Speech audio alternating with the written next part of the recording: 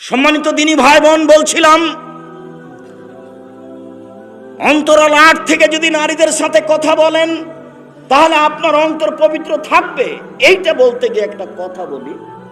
আল্লাহর নবী এতেকাফে ছিলেন। আল্লাহর নবী এতেকাফে ছিলেন।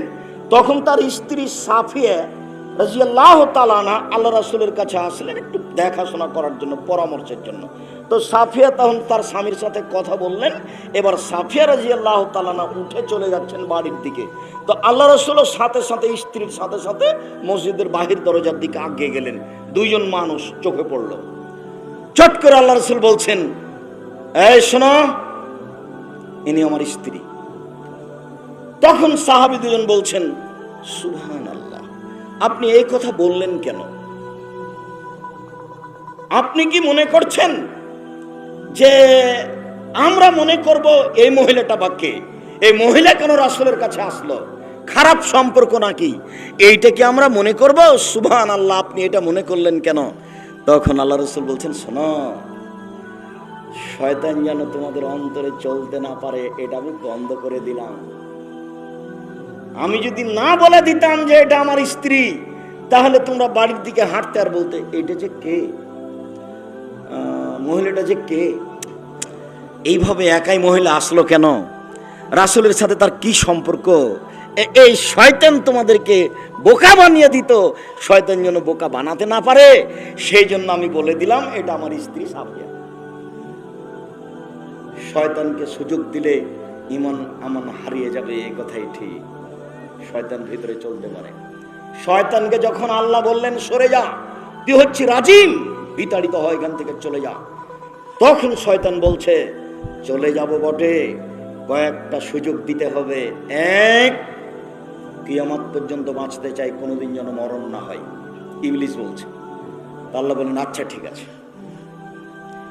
তখন ইবলিস বলছে, তোমার সম্মানের কসম, তোমার মর্যাদার কসম, তোমার ইজ্জতের কসম।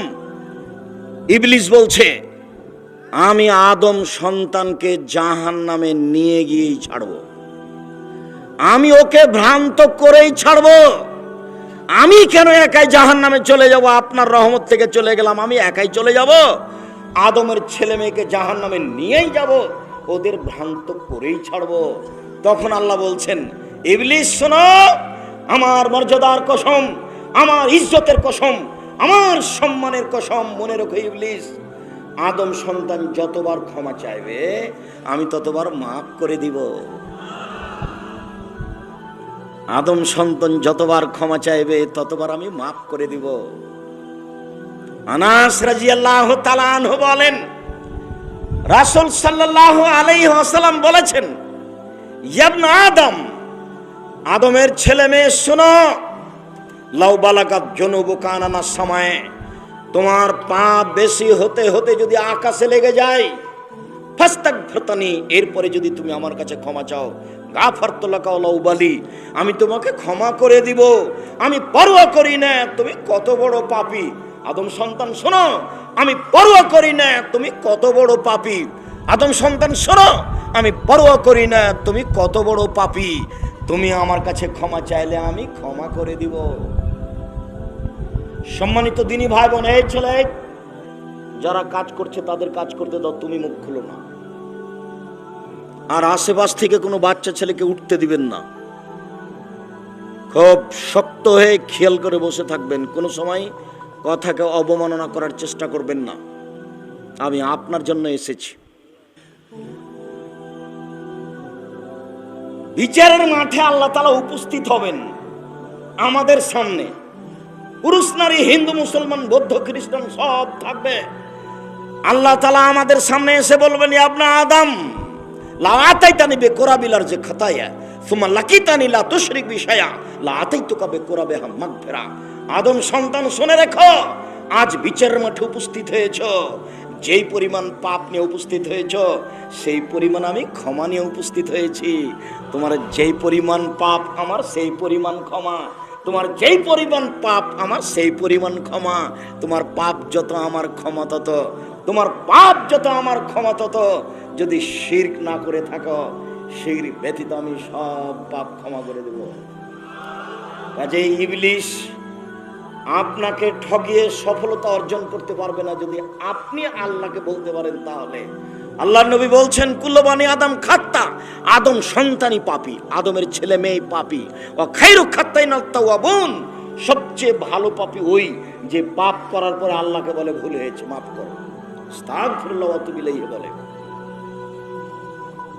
মহান আল্লাহ বলেন, অকুল্লিল মুমিনাত ইয়াগদুদনা মিন আবসারিহিন্না ওয়া ইয়াহফাজনা ফুরুজাহুন্না ওয়া লা ইউবদিনা যিনাতাহুন্না ইল্লা লিবুলাতিহিন্না।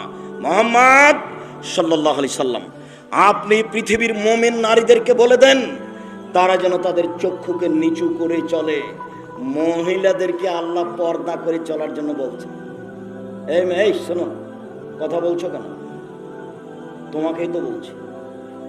উপস্থিত বৈঠকের মুসলিম বোন, আর একজন গায়ের উপর দিয়ে চড়ে চলে গেলে আপনি মুখ খুলবেন না, চুপচাপ থাকেন, এক খেয়ালে চেয়ে থাকবেন। আল্লাহ বলছেন যে মহিলাদেরকে চক্ষু নিচু করে চলতে হবে। ওয়াহফাজনা ফুরুজাহুন্না, লজ্জা স্থানকে হেফাজতে রাখতে হবে, বিলিয়ে দিতে হবে না। এই কথাটার সাথে একটু পর একটা কথা আসবে। ঢং ঢং করে এসেছো, ঢং ঢং করে চলে যায়ও না। ভদ্রতা বজায় রেখে শিক্ষিতা মেয়ের পরিচয় দিয়ে চুপচাপ বসে থাকো। মহান আল্লাহ বলছেন, আপনি বলে দেন ওরা যেন তাদের লজ্জা স্থানকে হেফাজতে রাখে। ওয়া ইউবদিনা যিনাতাহুন্না, তারা তাদের সৌন্দর্যকে যেন প্রকাশ না করে। এটা আল্লাহ বলছেন। তোমার সৌন্দর্যটা কি বলো তো? তুমি কি বুঝো? তুমি তো মনে করো চুলগুলো আমার খুব সুন্দর থাকবে, তাহলে বোঝা যাচ্ছে যে সুন্দর হওয়ার এটা দিক, তাহলে এটা ঢেকে রাখতে হবে। তুমি তো মনে করো যে আমি মুখে এই সেই লাগাবো, মানুষে দেখবে তোমাকে ভালো লাগে, তাহলে এইটা সুন্দরতা প্রকাশ করার একটা দিক। মেয়েদেরকে নখে, হাতের নখে এবং পায়ের নখে মেহেন্দি দিতে হবে, এ কথাই ঠিক। মেহেদি দিতে হবে, এ কথাই ঠিক, জরুরিভাবে দিতেই হবে, দিতে বাধ্য। কেন? একজন মহিলার নিকট থেকে আল্লাহর নবী একটা পত্র নিলেন, তো মহিলার হাতে মেহেদি ছিল না। আল্লাহ রাসূল হাতটার নিন্দা করে বললেন, আমি আদরা ছিল না আমরা, এই হাতটা মহিলার হাত না পুরুষের হাত? পুরুষের হাত তাই তো মেহেদি নেই, মহিলার হাত তাই তো মেহেদি আছে। পুরুষ থেকে পৃথক করে রাখতে হবে হাতকে। কি দিয়ে? মেহেদি দিয়ে। পুরুষ মেহেদি হাতে দিতে পাবে না। রাসূল সাল্লাল্লাহু আলাইহি সাল্লাম বলছেন, তিবুর রিজালে মা যাহারা লাউনুহা মা যাহারা রিহুহা, পুরুষের সুগন্ধি হচ্ছে যার গন্ধ পাওয়া যায়, দেখতে পাওয়া যায় না। পুরুষের সুগন্ধি হচ্ছে যার গন্ধ পাওয়া যায়, দেখতে পাওয়া যায় না। আর মহিলাদের সুগন্ধি হচ্ছে যা দেখতে পাওয়া যায়, গন্ধ পাওয়া যায় না। যা দেখতে পাওয়া যায়, গন্ধ পাওয়া যায় না। যা দেখতে পাওয়া যায়, গন্ধ পাওয়া যায় না। তাহলে ওদেরকে সাজগোজ করে থাকতে হবে, এটাই ঠিক। চাঁপাইনবাবগঞ্জে বলে, সাজালে কুজালে হয় নারী, আর লিপলে পুছলে হয় বাড়ি। লেপা পূজা বুঝেন? তাকে সাজগোজ করে থাকতে হবে, এ কথাই ঠিক। মেহেদি তার হাতের নখে থাকবে, পায়ের নখে থাকবে, এ কথাই ঠিক। আব্দুর রাজ্জাক সাহেব, আমাদের এলাকাতে একটা কথা ছড়িয়ে আছে, আল্লাহর নবী দাড়িতে মেহেদি দিয়েছিলেন, সেই জন্য মহিলারা পায়ে মেহেদি দিতে পাবে না। কথাটা কেমন? তা আমি আপনাকে বলি, কথা যদি তাই হয়, তাহলে আল্লাহর নবী বলেছেন ঋতুবতী মহিলারা যখন ঋতু থেকে পবিত্র হবে তখন সে লজ্জা স্থানে আতর ব্যবহার করবে। তো আতর তো আল্লাহর নবী দাড়িতে লাগিয়েছেন, এবার একটার সাথে আর একটা লাগাতে হবে না। আল্লাহর নবী মেহেদি দাড়িতে দিয়েছেন, দাড়ি পেকে গেলে মেহেদি দিয়ে দাড়ি লাল করতে হবে, এটাই সুন্নাত, সাদা রাখা যাবে না, এটাই সুন্নাত। এর অর্থ এই নয় যে এখন থেকে মেহেদি কোরআন মাজিদ হয়ে গেছে, এটা নয়, ওটা এটা নীতি। কোন মহিলা নখে নেইল পালিশ দিতে পাবে না। ইহুদি খ্রিস্টানদের পতিতালয়ের মহিলাদের বৈশিষ্ট্য হচ্ছে নখে নেইল পালিশ দেওয়া। ইহুদি খ্রিস্টানদের পতিতালয়ের মেয়েদের বৈশিষ্ট্য হচ্ছে নখে নেইল পালিশ দেওয়া। নেইল পালিশ মোটা, অজু হবে না, সলাত হবে না, এই জন্য দেওয়া হবে না, এই কথাটা নয়। এটা হচ্ছে ইহুদি খ্রিস্টানদের পতিতালয়ের মেয়েদের বৈশিষ্ট্য, এই জন্য দেওয়া হবে না। কপালে টিপ দেওয়া হবে না। এই জন্য যে হিন্দু মেয়েদেরকে বিবাহ করার 10টা পদ্ধতি আছে, তার একটা পদ্ধতির নাম রাক্ষসী বিবাহ। মেয়ের বাপ বিবাহ দিবে না, ছেলেটা জোর করে বিবাহ করবে। ছেলেটা যদি তার কপালে টিপ দিয়ে দিতে পারে তাহলে বিবাহ হয়ে গেছে, তার নাম রাক্ষসী বিবাহ। টিপটা তাদের পক্ষ থেকে এসেছে, যার কারণে মুসলিম মহিলা কপালে টিপ দিতে পাবে না। তাই তো মুসলিম মহিলা কপালে সিঁদুর দেয় না, তাই তো মুসলিম মহিলা হাতে শাখা পরে না। ওই যে সাদা চুড়িটা, ওর ওটা বৈশিষ্ট্য, সে এটা ছাড়ে না। মুসলিম মহিলায় বিক্রি হয়ে যায়, এখানে সেখানে ঘুরে হিন্দুদের মেলায় গিয়ে সময় কাটায়। সম্মানিত দিনী ভাই বোন, বলছিলাম মহান আল্লাহ বলেন, পৃথিবীর মুসলিম মহিলা শুনে রাখো, তোমাদেরকে চক্ষু নিচু করতে হবে, তোমাদের লজ্জা স্থানকে জেনা থেকে হেফাজত করতে হবে। আল্লাহ তাআলা বলেন, তোমাদের সৌন্দর্যকে ঢেকে রাখতে হবে। তবে স্বামীর সামনে মাথার চুল খুলে রাখা যায়, সৌন্দর্য প্রকাশ করা যায়। শ্বশুরের সামনে করা যায়, ছেলের সামনে করা যায়, ভাইয়ের ছেলের সামনে করা যায়, বোনের ছেলের সামনে করা যায়, আর একজন মহিলার সামনে করা যায়, বাড়ির দাসীর সামনে করা যায়। এইভাবে আল্লাহ তাআলা ধারাবাহিকভাবে উল্লেখ করলেন। সম্মানিত দিনী ভাই বোন, আবু সাঈদ খুদরি রাদিয়াল্লাহু তাআলা আনহু বলেন, রাসূল সাল্লাল্লাহু আলাইহি সাল্লাম বলেছেন, পৃথিবীর মানুষ ফাত্তাকুদ দুনিয়া ওয়াত্তাকুন নিসা, তোমরা পৃথিবী থেকে বেঁচে থাকো এবং মহিলা থেকে বেঁচে থাকো। ফাওয়ালা ফিতনা ফি বনি ইসরাঈল কানাত ফিন নিসায়ে, প্রথম সমস্যা মহিলাদের মধ্যে দেখা দিয়েছে বনি ইসরাইলের যুগে। অতএব মহিলা থেকে সাবধান থাকো। মহিলা থেকে কথা বলার ব্যাপারে, চলার ব্যাপারে, পড়াশোনার ব্যাপারে, লেনদেনের ব্যাপারে, সব ব্যাপারে সাবধান থাকো। ও তোমাকে বেকায়দায় ফেলে দিবে। ধারাবাহিক আমি আলোচনা আপনার সামনে পেশ করছি, খেয়াল করে থাকবেন। যাক, বুঝলাম মহিলারা বিপজ্জনক বস্তু, তাই বাঁচতে বলেছেন। পৃথিবী জড় বস্তু, পৃথিবী কি করতে পারে যে আল্লাহ বলছেন তোমরা মাটি থেকে বেঁচে থাকো? বিচারের মাঠে আল্লাহ তাআলা মানুষকে এমনিতে জাহান্নামে দিবেন না, মানুষকে অপরাধী প্রমাণ করবেন, তারপর জাহান্নামে দিবেন। প্রত্যেক মানুষের জন্য 99টা খাতা আছে। এক একটা খাতা এত বড় লম্বা, চোখের পাওয়ার যত দূর যায়, সবাইকে তার হাতে খাতা দেওয়া হবে।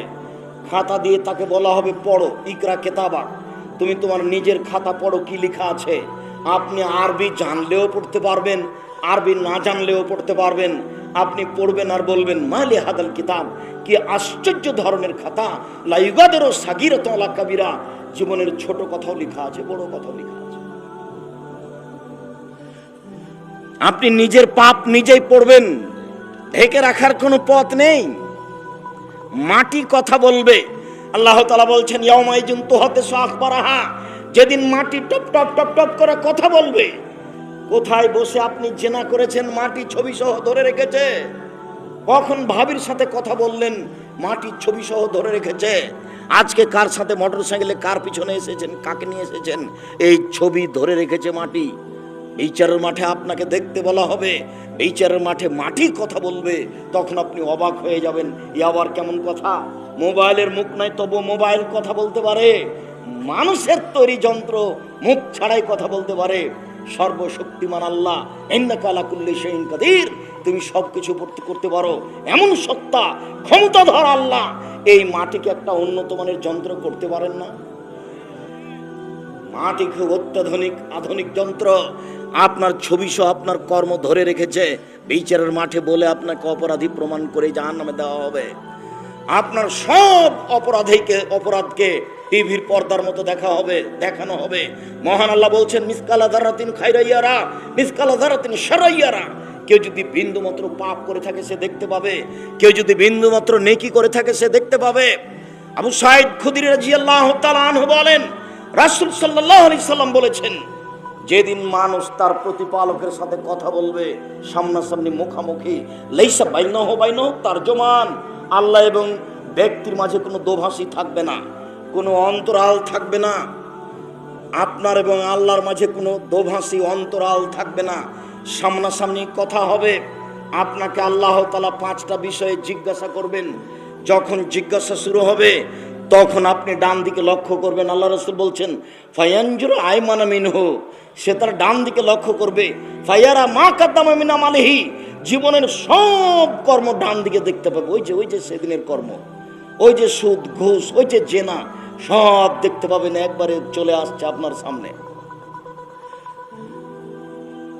সুম্মায়ানজুর আয়সারা মিনহু, সে তার বাম দিকে লক্ষ্য করবে। বাম দিকে লক্ষ্য করলে পুরো জীবন কর্ম দেখতে পাবে।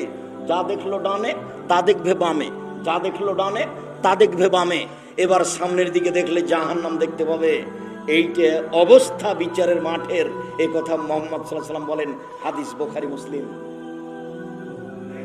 সম্মানিত দিনী ভাই বোন, আপনাকে মানুষকে অপরাধী করার আরেকটা প্রমাণ হচ্ছে এই যে বিচারের মাঠে হাতে কথা বলবে। জীবনে যা করেছে, কোন মেয়ের গায়ে হাত লাগিয়েছেন, হাত টপ টপ করে বলবে। হাত যে কত বড় শত্রু তা আমি এখন বুঝাতে অক্ষম। যখন হাতে কথা বলবে তখন পা বলবে, হাত তুমি ঠিক বলেছ। তাহলে কি হলো এবার? শুধু আপনার আত্মা আপনার সাথে আছে, শুধু আত্মার দিক দিয়ে আপনি অপমান হচ্ছেন। এই যা সবকিছু আপনার বিরুদ্ধে, তার নাম বিচারের মাঠ। বিচারের মাঠ বড় কঠিন। কবর যত কঠিন, কিয়ামত তার চেয়ে অনেক অনেক অনেক বেশি কঠিন। কিয়ামত যত কঠিন, জাহান্নাম তার চেয়ে অনেক অনেক অনেক বেশি কঠিন। কি দিয়ে বুঝায় আপনাকে আমি বিচারের মাঠ কত বড় কঠিন?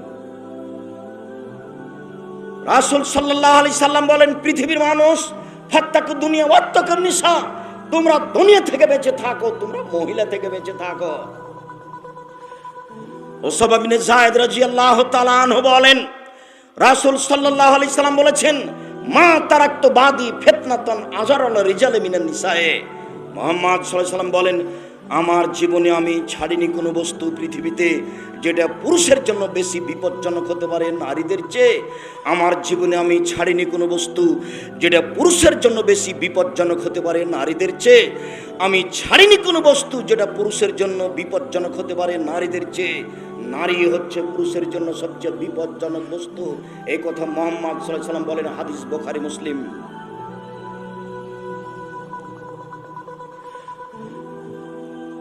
আবু হুরায়রা রাদিয়াল্লাহু তাআলা আনহু বলেন, আবু সাঈদ খুদরি রাদিয়াল্লাহু তাআলা আনহু বলেন, রাসূল সাল্লাল্লাহু আলাইহি সাল্লাম বললেন, ইয়া মাশারান নিসা, হে মহিলাদের দল, তোমরা শুনে রেখো, মা রাআইতু মিন নাকাসে তাকলিন ও দ্বীনিন আযহাবাল রুবির রাজুলিল হাজ মিন ইহদাকুন্না। তোমরা এমন একটা জাতি যে বুদ্ধিমানের বুদ্ধিকে নষ্ট করতে পারো। তোমাদের চেয়ে কেউ বুদ্ধিমানের বুদ্ধিকে নষ্ট করতে পারে না। তোমরা এমন জাতি যে বুদ্ধিমানের বুদ্ধিকে নষ্ট করতে পারো। তোমরা এমন জাতি যে বুদ্ধিমানের বুদ্ধিকে নষ্ট করতে পারো। একবার যদি ও হাসি মুখে কথা বলে তাহলে আপনার ঈমান বিক্রি হয়ে যাবে, তার নাম নারী। এ কথা মুহাম্মদ সাল্লাল্লাহু আলাইহি সাল্লাম বলেন। সম্মানিত দিনী ভাই বোন, আবু সাঈদ খুদরি রাদিয়াল্লাহু তাআলা আনহু বলেন, রাসূল সাল্লাল্লাহু আলাইহি ওয়াসাল্লাম বললেন, ইয়াকুমুদ দুখুল আলা নিসায়ে, মহিলাদের কাছে যায় না, মহিলাদের সাথে কথা বলতে যায় না, ওদের সাথে কথায় জড়িয়ে পড়ো না, ওদের থেকে দূরে থাকো। তখন একজন আনসারী সাহাবী বলছেন, আল্লাহর নবী আলহামু, তো বাড়িতে যে দেবর থাকে, দেবরের ব্যাপারে আপনি কি বলছেন? তখন আল্লাহ রাসূল বলছেন, আলহামুল মউত, দেবর হচ্ছে মরণের মতো। মালাকুল মউতকে যেমন ভয় করতে হয়, দেবরকে তেমন ভয় করতে হবে। ও আদরের বস্তু মনে করতে হবে না, ওকে খানা পানি দিতে হবে, এ কথাই ঠিক। তাকে মূল্যায়ন করতে হবে, এ কথাই ঠিক। নিজেকে খুব হেফাজতে রেখে, সাবধানে রেখে বাড়িতে থাকতে পারে, এ কথাই ঠিক। যদিও এইটা হচ্ছে মেহেরপুর কুষ্টিয়া, মানে হলো এই যে দুই ভাই বসবাস করছে, তো পৃথক হয়ে যদি বসবাস করতে চাই, মধ্যে যদি বাড়তি ঘিরা দিয়ে দেয়, তাহলে ছেলে মেয়ের আর বিবাহ হবে না। কেন? যারা দেখতে বাসবে মেয়েকে ছেলেকে, তারা বলবে এদের ভাই ভাই গন্ডগোল আছে, এর জন্য মধ্যে ঘেরা দিতে দেয়নি। অথচ মুহাম্মদ সাল্লাল্লাহু আলাইহি সাল্লামের নীতি, তার বাড়ি পৃথক হবে, তার বাড়ি পৃথক হবে, ঘিরে দিয়ে, এই কথাই ঠিক। সামাজিকতা চেপে গেছে। আর একটু আগে গেলে সাতক্ষীরা পাবেন। সাতক্ষীরার অবাক, ওইদিকে একটা ঘর, এইদিকে একটা ঘর, মধ্যে গরু গাড়ি রাস্তা। তার কোন্ডা বাড়ির পিছন দিক, কোন্ডা বাড়ির সামনের দিক কিছু বোঝা যায় না। কিভাবে জীবিকা নির্বাহ হয় আপনাদের তা আমার বুঝে আসে না। আমরা যদি পরিবার সহ কোনোদিন আপনাদের বাড়ি চলে আসি, তাহলে আপনার বাড়িটাকে মনে করবে এটা ট্রেন স্টেশন। ট্রেন স্টেশনে যেমন নিজেকে গুটিয়ে রাখতে হবে, তেমন আপনার বাড়িতে এসে গুটিয়ে রাখতে হবে। আপনার বাড়ির যে সবই ফাঁকা, আপনি যে বাড়িতে ঢুকবেন সালাম দিয়ে, সেটা কিভাবে ঢুকবেন? কোনটা দরজা, কোথায় আপনি বলবেন আসসালামু আলাইকুম? রাতে আপনার স্ত্রী যখন শুইতে যাবে তো বিসমিল্লাহ বলে যে দরজাটা বন্ধ করবে, বাহির দরজা, তো দরজা কোথায়? আমি এইটুকু বুঝাতে গিয়ে আপনাকে বলেছি, এই ছেলে, দয়া করে কোনো কাজ দেখাবেন না, পরিবেশ নষ্ট করবেন না। আপনাকে আমি খুব গরিব মানুষের অবস্থা দেখিয়েছি। আবু হুরায়রা রাদিয়াল্লাহু তাআলা আনহু বলেন, আমি মসজিদে নববীতে পেটটা মাটির উপরে চাপা দিয়ে শুয়ে থাকতাম, উপর হয়ে শুয়ে থাকতাম। সাহাবীরা আমার গায়ের উপরে পা দিয়ে চলে যেত, ওরা মনে করতে এটা পাগল, আমার কোনো দামই দিত না। আর আমাকে যখন খুব ক্ষুধা লাগতো, একবারে ক্ষুধার কারণে বাঁচবো না, তখন কাউকে গিয়ে বলতাম, আচ্ছা ভাই আপনি কি এই হাদিস জানেন, আপনি কি এই হাদিস জানেন? কেন বলতাম? ওই লোকটা যদি কোনো ফাঁকে আমাকে বলে, আবু হুরায়রা তুমি কি খেয়েছো, তখন আমি বলবো না, তখন লোকটা আমাকে খেতে নিয়ে যাবে। উনি সরাসরি খাওয়ার কথা বলতেন না, উনি মানুষকে মসজিদে কি বলতেন, আপনি কি এই হাদিস জানেন, আপনি কি এই হাদিস জানেন? কেন বলতেন? কোন ফাঁকে লোকটা যদি বলে, আবু হুরায়রা তুমি তো হাদিসের কথা বলছো, তো তুমি কি কিছু খেয়েছো, তখন আমি কি বলবো? আমি বলবো না, তখন লোকটা কি করবে? আমাকে খেতে নিয়ে যাবে। ইনি হচ্ছেন আবু হুরায়রা। আবু হুরায়রা রাদিয়াল্লাহু তাআলা একদিন আল্লাহ নবীকে বললেন, আল্লাহ নবী আমার মা আপনাকে গালি দেয়, একটু আমার মায়ের জন্য দোয়া করেন তো আল্লাহ নবী। তখন আল্লাহ নবী বললেন, আল্লাহুম্মা হাদি উম্মা আবি হুরায়রা, আল্লাহ তুমি আবু হুরায়রার মাকে হেদায়েত দান করো, এই দোয়া করলেন। এবার আবু হুরায়রা বাড়ি যাচ্ছেন, দরজা বন্ধ। বলেন তো কি দেখাচ্ছি আপনাকে? সবচেয়ে গরিব মানুষের বাড়ির কি আছে? বাহির দরজা আছে। তাহলে আপনি কি আবু হুরায়রার চেয়ে নিজেকে গরিব মনে করছেন? কেন আপনার বাহির দরজা নাই? কেন আপনার জীবিকা নির্বাহ পশু প্রাণী গরু ছাগলের মতো? আপনি বাড়ির চতুর্দিক ইট দিয়ে ঘেরেন, একটা দরজা করেন, নইলে চট দিয়ে ঘেরেন। চট বুঝেন না? চট ছালা বুঝেন না? সেটা দিয়ে ঘেরেন, একটা দরজা করেন। এ দেখেন গরিব মানুষ দরজা দাঁড়িয়ে আছে, কান লাগিয়ে দেখছে যে পানির শব্দ, কি যে করছে আমার মা। একটু পরে আমার মা দরজা খুলে দিয়েছে, দেখলাম আমার মায়ের মাথায় কাপড় নেই। তার মানে তার মা অমুসলিম, তবু মাথায় কাপড় দিত। আমার মা তাড়াহুড়া করে এসে দরজাটা খুলে দিয়েছে, দেখলাম আমার মায়ের মাথায় কাপড় নেই। আমার মা তখন আমাকে দেখেই বলছেন, আশহাদু আল্লা ইলাহা ইল্লাল্লাহ ওয়া আশহাদু আন্না মুহাম্মাদুর রাসূলুল্লাহ, আমি সাক্ষ্য দিচ্ছি আল্লাহ ছাড়া কোনো মাবুদ নাই, আমি সাক্ষ্য দিচ্ছি মুহাম্মদ আল্লাহর রাসূল। মানে দোয়া কবুল হয়ে গেছে। ছেলের কাছে মায়ে ইসলাম গ্রহণ করছেন, ছেলের কাছে। আচ্ছা, এই ঘটনা বুখারী মুসলিমের কেন আপনার সামনে বলছি বলেন তো দেখি? ভুলে গেলেন মনে হয়। বাড়ির দরজা থাকতে হবে, বাড়িটা ঘেরা থাকতে হবে। সবচেয়ে গরিব মানুষের বাড়ি ঘেরা আছে। আব্দুল্লাহ ইবনে মাসউদ রাদিয়াল্লাহু তাআলা আনহু বলেন, রাসূল সাল্লাল্লাহু আলাইহি সাল্লাম বলেছেন, লা তুবাসিরুল মারাতাল মারাতা ফাতানাথা লিজাওজিহা কান ইয়ানজুরু ইলাইহা, কোন মহিলা যেন কোন মহিলার গায়ে হাত না লাগায়। হলুদ মাখাতে পাবে না ভাবি, হলুদ মাখাতে পাবে না চাচাতো খালাতো বোন, কেউ একজন মহিলার গায়ে হলুদ মাখাতে পারে না, তোমার গায়ে তো বহু দূরের কথা।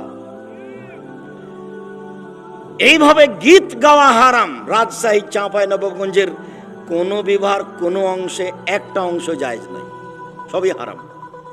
এটা কুষ্টিয়া মেহেরপুরের অনেক অংশ বৈধ হতে পারে। চট্টগ্রামে বিবাহের বৈঠকে বাপ বাদ দিয়ে আর একজন উকিল হয়, তার নাম উকিল বাপ। তো যেদিন থেকে উকিল বাপ হলো সেদিন থেকে উকিল বাপই বাপ।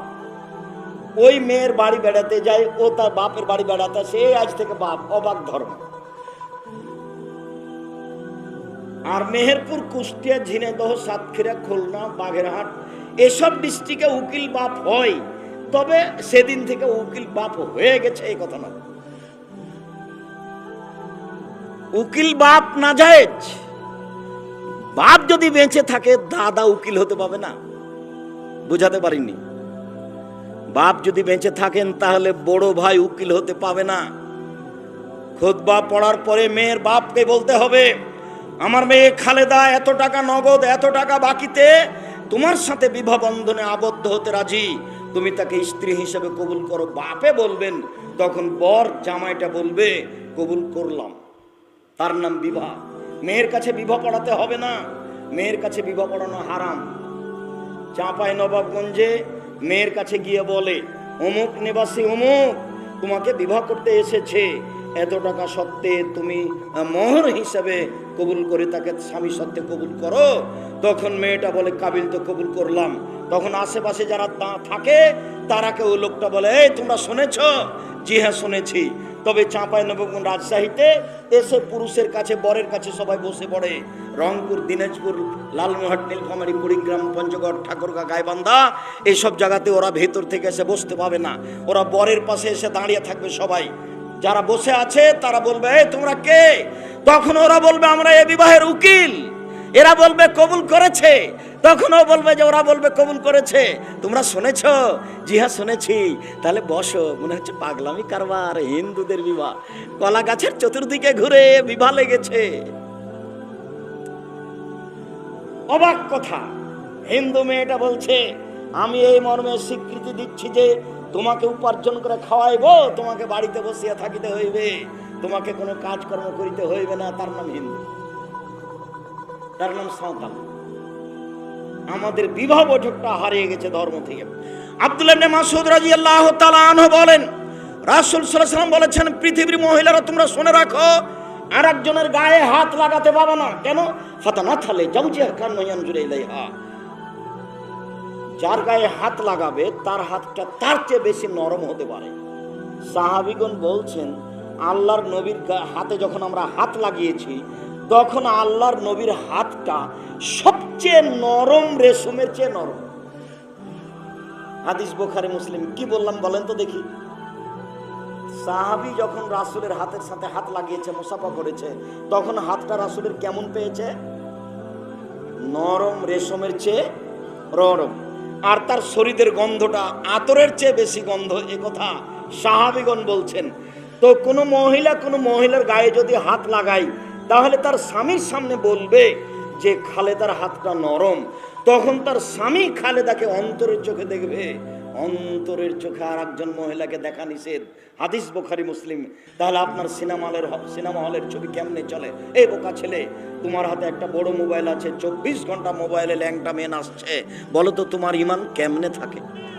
রাসূল সাল্লাল্লাহু আলাইহি সাল্লাম বলেন, আইনানা তাজনিনা জিনাহুম নাজর, দুই চোখের জেনা হচ্ছে চোখ দিয়ে দেখা, আলোচনানের জেনা হল ইস্তেমাও, দুই কানের জেনা হচ্ছে কান দিয়ে শোনা, ওয়ালিয়াদ জেনা হাল বাদশ, হাতের জেনা হচ্ছে হাত দিয়ে ধরা, আর রিজিল জেনা হাল মাসি, পায়ের জেনা হচ্ছে এই পথে চলা, জেনাল কলব তাতান্নাস্তাহি, অন্তরের জেনা হচ্ছে পরিকল্পনা করা, জেনাল লিসানুন নুতক, জিহ্বার জেনা হচ্ছে কথা বলা।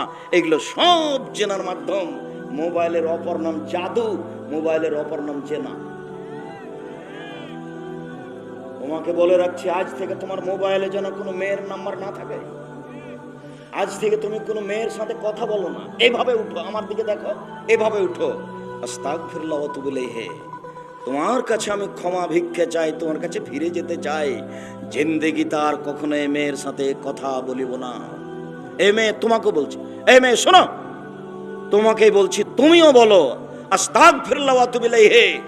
আমি ফাতেমা কিয়ামত পর্যন্ত, আমার মরণ পর্যন্ত আর কোনোদিন কোনো পুরুষের সাথে, যুবকের সাথে কথা বলিব না। তাহলে তুমি যে কোনো বিপদ থেকে বেঁচে যাবো, দুনিয়ায় যে কোনো বিপদ থেকে তুমিও বেঁচে যাবো। হাদিস বুখারী মুসলিম। কিভাবে বেঁচে যাওয়া? ওই যে তোমার জানা আছে, ওই যে 3 জন লোক রাস্তায় হাঁটছিল না, হাঁটতে হাঁটতে বৃষ্টি আসলো, তখন ওরা কোথায় ঢুকলো? একটা গর্তে ঢুকলো। তখন একটা পাহাড় থেকে বড় পাথর এসে গর্তের মুখে পড়ে গেল, এরা তার বের হতে পারবে না। তখন 3 জনের একজন বলছে, আল্লাহ আমার বাপ মাকে ভালোবাসি আমি, পাথরটা সরিয়ে দাও। আল্লাহ বললেন কিছু দিলাম। আর একজন বলছে, আল্লাহ আমি একটা লোককে কাজে নিয়েছিলাম, অর্ধেক দিন কাজ করে ও বাড়ি চলে যাবে, আমার কাজ করবে না। আমি বললাম অর্ধেক দিনের টাকা নাও। তো নিল না, রাগ করে চলে গেল। অনেক দিন পরে এসে আমাকে বলছে অর্ধেক দিনের টাকা দেন। আমি বললাম সব গরু ছাগল নিয়ে যাও। আমাকে বলছে মজাক করবেন না, অর্ধেক দিনের টাকা দেন। আমি বললাম মজাক করিনি, তোমার অর্ধেক দিনের টাকা দিয়ে গরু ছাগল করেছি, সব নিয়ে যাও। নিয়ে চলে গেল। তোমাকে সন্তুষ্ট করার জন্য যদি কাজটা করে থাকি, একটু পাথর সরিয়ে দাও। দিল। এখন তৃতীয় জন বলছে, আল্লাহর নবী, আমার একটা চাচাতো বোন ছিল, খুবই সুন্দরী, আমি তার সাথে জেনা করতে চেয়েছিলাম। সে আমাকে বলেছিল 100টি স্বর্ণ মুদ্রা লাগবে। সে ভেবেছিল আমি গরিব মানুষ, আমি 100টা স্বর্ণ মুদ্রা সংগ্রহ করতে পারবো না। আমি হাড় ভাঙা পরিশ্রম করে 100টা স্বর্ণ মুদ্রা তাকে দিলাম। আমি জেনা করতে বসেছি।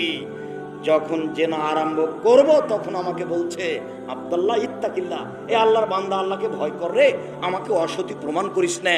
বা কুমতা নাহা, আমি ওখান থেকে উঠে গেছি, তুমি এই গর্তের মুখ থেকে পাথর সরিয়ে দাও। আল্লাহ বললেন, দিলাম।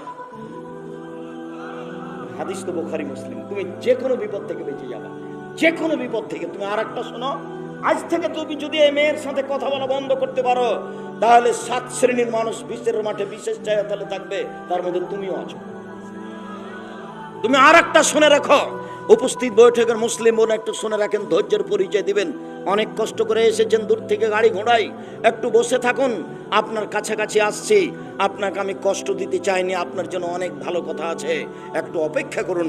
সম্মানিত দিনী ভাই বোন, আমি আপনাকে বলছিলাম, আপনি যদি আজ থেকে মেয়ের সাথে গল্প করা বন্ধ করতে পারেন, তাহলে আল্লাহ আপনাকে জান্নাতুল মাওয়া দিবেন। আল্লাহ তাআলা বলছেন, অনাহ নাফসানিল হাওয়া ফাইনাল জান্নাতা হিয়াল মাওয়া। পৃথিবীর পুরুষ নারী শুনে রাখো, পৃথিবীর পুরুষ নারী শুনে রাখো, তোমরা যদি অশ্লীল কাজকে বন্ধ করতে পারো, আমি আল্লাহ তোমাদেরকে জান্নাতুল মাওয়া দিয়ে দিলাম। এটা আল্লাহর ওয়াদা। আপনি একটু আগে আসেন, মেয়ে তুমি আগে আসো, তোমার মোবাইলের জন্য আজ থেকে আর কোনোদিন যুবকের নাম্বার না থাকে।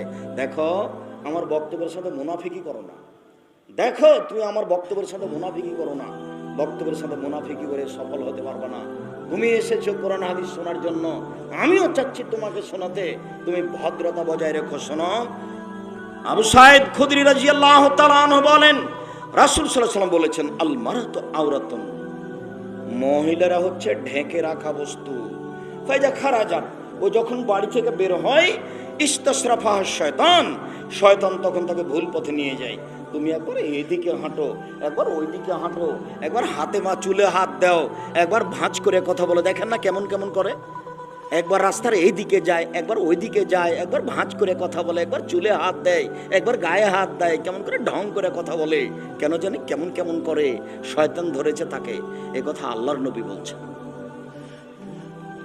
আবু হুরায়রা রাদিয়াল্লাহু তাআলা আনহু বলেন, রাসূল সাল্লাল্লাহু আলাইহি সাল্লাম বলেছেন, সিনফানে মিন আহলিন নার, পৃথিবীর মানুষ শুনে রেখো, 2 শ্রেণীর মানুষ জাহান্নামে যাবে, আমি তাদের দেখিনি। পৃথিবীর মানুষ শুনে রেখো, 2 শ্রেণীর মানুষ জাহান্নামে যাবে, আমি তাদের দেখিনি। এক, ওদের হাতে থাকবে লাঠি, গাভীর লেজের মতো, একদিক মোটা একদিক চিকন, এরা দিয়ে মানুষকে মারবে, এরা জাহান্নামে যাবে, এদের আমি দেখিনি। আরেক শ্রেণীর মানুষ, নিসাউন, মহিলা, কাশে এতন, কাপড় পরে থাকবে, আর এতন উলঙ্গ। এই মেয়ে, তোমার গায়ের পোশাকটা তোমার কাছে কেমন? তোমাকে বলছি। এই শোনাই, গল্প করছো কেন? তোমাকে বলছি। তোমার মা তোমার পাশে বসে আছে, দেখো ছোটবেলা উঁচু করে বসে আছে, দেখো তোমার মায়ের গায়ের অর্ধেক নিচের দিক ফাঁকা আছে। বলো এটা কি? বলো যে আমরা মুসলিম মেয়ে, বলো যে আমার মা মুসলিম। তোমাকে আমি অপমান করিনি, তুমি আমার দিনী বোন, তোমার মা দিনী বোন, তোমার জন্য কল্যাণ কামনা করতে এসেছি। সম্মানিত দিনী বোন, আপনাকে যথাযথভাবে মূল্যায়ন করতে চাই। আপনি একটু ফিরে আসার চেষ্টা করুন, আপনার জন্য ভালো হবে। আর আপনি জাহান্নাম থেকে বাঁচার চেষ্টা করেন। 2-1টা কথা। এক, আল্লাহর নবী ঈদের মাঠে গেলেন, মহিলাদের সামনে গিয়ে বললেন, ইয়া মাশারান নিসা, হে মহিলাদের দল, তাসাদ্দাকনা ফাইন্নী উরিতুকুন্না আকসারা আহলিন নারে, তোমরা দান করো, তোমাদেরকে আমি বেশিরভাগ জাহান্নামে দেখছি। মহিলারা শোনো, তোমরা দান করো, আমি তোমাদেরকে জাহান্নামে বেশিরভাগ দেখছি। জাহান্নাম বলতে নারী আর নারী, জাহান্নাম বলতে নারী আর নারী। একটু 1 মিনিট। সালাত আদায় করে জান্নাত পাওয়া যায়, জান্নাত কিনা যায় না। সিয়াম পালন করে জান্নাত পাওয়া যায়, জান্নাত কিনা যায় না। হজ করে জান্নাত পাওয়া যায়, জান্নাত কিনা যায় না। তাসবিহ তাহলিল জিকির আজকার করে জান্নাত পাওয়া যায়, জান্নাত কিনা যায় না। দান করে জান্নাত কিনা যায়। তাই তিনি বলছেন, মহিলারা দান করো, তোমাদেরকে আমি বেশিরভাগ জাহান্নামে দেখছি। এবার মহিলারা কারণ বলছে যে কেন কেন আমরা জাহান্নামে যাব বেশি, একটু বলুন তো। তখন আল্লাহ রাসূল বলছেন, এই চলো, এই খেয়াল করো, তোমার মাকে বলে দিও, ও তো এসেছে আবার চলে গেছে, ও বুঝে না, তুমি তোমার মাকে বলে দিও জাহান্নামে বেশি কেন। আল্লাহ নবী বলছেন, এক তুকসিরনা লানা, মহিলারা বেশি বেশি অভিশাপ করে, মহিলারা বেশি বেশি অপ্রয়োজনীয় কথা বলে, মহিলারা বেশি বেশি বদনাম করে, মহিলারা বেশি বেশি এর ওর কথা নিয়ে জড়িয়ে পড়ে, এই জন্য তারা জাহান্নামে যাবে। এক। দুই, ও এক ফরনাল আশিরা, স্বামীকে মেনে চলে না, স্বামীকে মেনে চলে না। একটু আবার বলছি, আয়েশা রাদিয়াল্লাহু তাআলা আনহা বলছেন, আল্লাহর নবী একদা চন্দ্র সূর্য গ্রহণের সালাত শিখাচ্ছিলেন। গত জুমার আগের জুমায় ছিল চন্দ্র সূর্য গ্রহণের সালাত, আল্লাহ নবী সালাত শিখাচ্ছেন। তো সালাত শেষে সাহাবীগণ বলছেন, আল্লাহর নবী আপনি সালাতের মধ্যে হাত বাড়িয়ে কি নিলেন? আবার দেখলাম খালি পিছে উঠছেন, এইটা কেন? এবার আল্লাহ রাসূল বলছেন উত্তর, শোনো, আমি সালাতের মধ্যে জান্নাত দেখলাম। তানাওয়াল তো উনকুদান, আমি মনে করলাম যে জান্নাত থেকে একটা ফলের গোছা নিয়ে নি, লাউ আখাজতুহু লাকালতুম মা বাকিয়াতি দুনিয়া, যদি একটা ফলের গোছা নিয়ে নিতাম তাহলে পৃথিবীর মানুষ কিয়ামত পর্যন্ত খেত। তারপর আমি জাহান্নাম দেখলাম, এত কঠিন অবস্থায় আমি জাহান্নাম কোনোদিন দেখিনি, তাই আমি পিছে হটছিলাম। শোনো, আমি জাহান্নামে বেশিরভাগ নারী দেখলাম। তো সাহাবীগণ বললেন, কেন? তখন আল্লাহ রাসূল বলছেন, বেকুফরিহিন না, ওরা কুফরি করে এই জন্য। তখন সাহাবীগণ বলছেন, একফুরনা বিল্লাহ, আল্লাহর কুফরি করে? তখন রাসূল বলছেন, না, একফুরনাল আশিরা, স্বামীকে মানে না। আমি কিন্তু অনবাদক দিনী বোন, আপনাকে আমি কষ্ট দিতে চাইনি, আপনার জন্য জান্নাত সহজ, এটা আমি বলছি, একটু পরে বলছি, আপনি শোনেন একটু। স্বামীকে মানে না। এরপর আল্লাহ রাসূল থামলেন না, বলছেন যে ওরা এমন, লাউ আহসানতা ইলা ইহদাহুন্না দাহারা, ওদের সাথে যদি সারা জীবন ভালো আচরণ করো, নরম ভালো কাপড় কিনে দাও, লাউ রাত মিনকা শায়ান, তোমার যদি একটু ভুল দেখে তাহলে বলবে মারায় তো খায়রান কাত্ত, তোমার মধ্যে কোনোদিন ভালো দেখিনি, চট করে এটা বলে ফেলবে। এবার উপস্থিত বৈঠকের মুসলিম বোন, আপনার নিকটে ফিরে আসলাম। আব্দুর রাজ্জাক সাহেব আমাদের ব্যাপারে অনেক বলেছেন, একটু জান্নাতের দুই একটা কথা বলেন। জি, আপনার জন্য জান্নাত সহজ। তিনি মুসলিম বোন, আপনার জন্য জান্নাত সহজ। চারটা কাজ করলে আপনি জান্নাতের যে কোনো দরজাতে ঢুকতে পাবেন। এক, সলাত খামসাহা, 5 ওয়াক্ত সালাত আদায় করলে জান্নাতের সব দরজাতে ঢুকতে পাবেন। 2, সমাত শাহরাহা, রমজান মাসে সিয়াম রোজা থাকলেই জান্নাতের সব দরজাতে ঢুকতে পাবেন। 3, আতাত বালাহা, স্বামীকে মেনে চললে জান্নাতের সব দরজাতে ঢুকতে পাবেন। 4, আহসানাত ফারজাহা, জেনায় লিপ্ত না হলে জান্নাতের সব দরজাতে ঢুকতে পাবেন। 4টে হয়ে গেল, তার মধ্যে একটা আপনার কাছে ভারী। 1, 5 ওয়াক্ত সালাত, আপনি তা পারেন। 2, রমজান মাসে রোজা, এটাও আপনি পারেন। 3, জেনা কোনোদিন হয়নি, এটাও ভালো। 4, স্বামীকে মেনে চলা। আব্দুর রাজ্জাক সাহেব, এটাই তো কঠিন। আমি আপনার দিনী ভাই, আপনাকে আমি পরামর্শ দিচ্ছি, তিতে লাগলেও স্বামীকে মানেন, মিঠা লাগলেও স্বামীকে মেনে চলেন, গালি দিলেও আপনি মেনে চলেন, আপনার জন্য ভালো হবে। যদি আপনি না পারেন তাহলে সংসার ত্যাগ করেন, ত্যাগ করা সহজ। কাজীর কাছে যান, চেয়ারম্যানের কাছে যান, গিয়ে বলেন আমার স্বামীর সাথে আমার সংসার হবে না, সম্ভব নয়, ভিন্নর ব্যবস্থা করে দেন। একটা তালাকনামা, খোলা তালাক লিখে স্বামীর বাড়ি পাঠিয়ে দেন। 30 দিন পরে আপনি অন্য জায়গাতে বিবাহ বসেন, এর নাম খোলা তালাক, আপনার অধিকার আছে। আপনাকে আমি এই পরামর্শ দিইনি, তবে আপনি অধিকার গ্রহণ করতে পারেন। আমি বলছি কষ্ট হলেও মেনে চলেন, মাস মাস কথা বলছেন না, সপ্তাহ সপ্তাহ কথা বলছেন না। মেয়েকে বলছেন আম্মু তোমার আব্বাকে খাবার দিয়ে আসো, বৌমাকে বলছেন বৌমা তোমার শ্বশুরকে খাবার দিয়ে আসো। আর কোন সময় আপনি যখন এক গিলাস পানি নিয়ে যাচ্ছেন তখন গিলাসটা এভাবে রাখছেন, থ্যাকস করে রেখে এভাবে চলে যাচ্ছে। এইভাবে সংসার করতে হবে না, এইভাবে জাহান্নাম যেতে হবে, দরকার নাই এই সংসারে। আমি আপনাকে পরামর্শ দিচ্ছি, আপনি মেনে নেন ভালো।